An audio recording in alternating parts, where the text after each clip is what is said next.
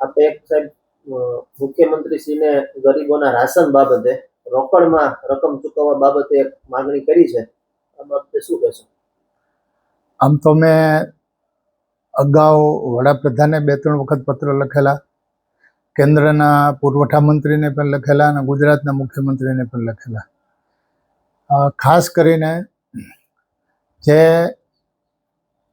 બની બેઠેલા ગરીબો છે અને સરકારનો જે પરિપત્ર છે એ પરિપત્રમાં જે ક્રાઇટેરિયા નક્કી કરેલા છે કે આટલા ગરીબોને જ આ અનાજનો લાભ મળે, પરંતુ એ જે પરિપત્રના ક્રાઇટેરિયા પ્રમાણે મોટાભાગના લોકો જે પૈસાદાર લોકો છે એવા લોકો ખૂબ આમાં ઘૂસી ગયા છે. અને ખાસ કરીને સરકારને મેં ધ્યાન પણ દોરેલું કે એવું સોફ્ટવેર બનાવો કે જે સોફ્ટવેરમાં દાખલા તરીકે કોઈ અનાજ લેતું હોય અને એને સરકારે જે પરિપત્રની અંદર જે ક્રાઇટેરિયા નક્કી કરેલા છે એમાં કોઈ કોર્પોરેટમાં નોકરી કરતા હોય, કોઈ સરકારી નોકરી કરતા હોય, સરકારી નોકરી નવી મળી ગઈ હોય, કોઈ વિદેશ ફરવા જતા હોય, ઇન્કમટેક્સ ભરતા હોય, જીએસટી પ્રમાણે ખૂબ મોટું એનું ટર્નઓવર હોય, અને આ સિવાય સરકારે જે જમીનની મર્યાદા નક્કી કરી છે, વાહનોની મર્યાદા નક્કી કરી છે, આ બધું આરટીઓ સહિત તમામ વિગત પુરવઠાના સોફ્ટવેર સાથે જોડાયેલું હોવું જોઈએ, જેથી ખબર પડે કે આજે જે વ્યક્તિ અનાજ લે છે, મફત અનાજ લે છે, પણ એણે તો હમણાં મર્સિડીઝ ગાડી છોડાવી, અથવા એ 20 દિવસના કોઈ વિદેશ પ્રવાસે નીકળ્યા છે, અથવા જેણે મોટા વાહનોની ખરીદી કરી છે, અથવા જેની પાસે ખૂબ મોટી જમીન છે. એટલે સરકારે જે નિયમો નક્કી કર્યા છે એ નિયમો પ્રમાણે ના ખૂબ ખોટા લોકો ઘૂસી ગયા છે. આ સિવાય જે અનાજ માફિયાઓ છે, આવા લોકો અનાજ પાછું વેચી નાખે છે, અનાજ માફિયાઓ એનો દુરુપયોગ થાય છે. બાકી ટ્રાન્સપોર્ટ અને ગોડાઉનમાં શું ચાલે છે એ તો બધાને ખબર જ છે.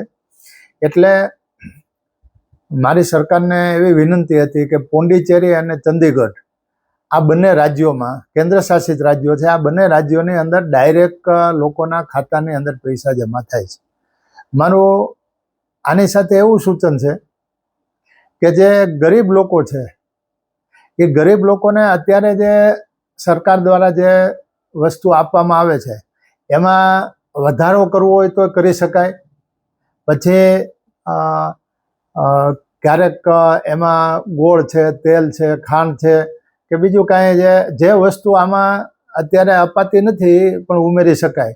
અને જે હકીકતે ગરીબ છે એ કુપોષિત ન રહે અને લાચાર ન રહે, એના માટે આમાં ભલે વધારો થતો હોય તો વધારો કરે, પણ ખોટા ગરીબો છે અને જેને પાસે જે ખોટા રેશન કાર્ડ લઈને બેઠા છે એને માટે સરકારે આ સોફ્ટવેરમાં આ કોઈ માણસ ક્યાંયથી છટકી ન શકે એની વ્યવસ્થા થાય.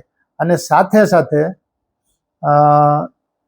જે પૈસાનો વધારો થાય એમાં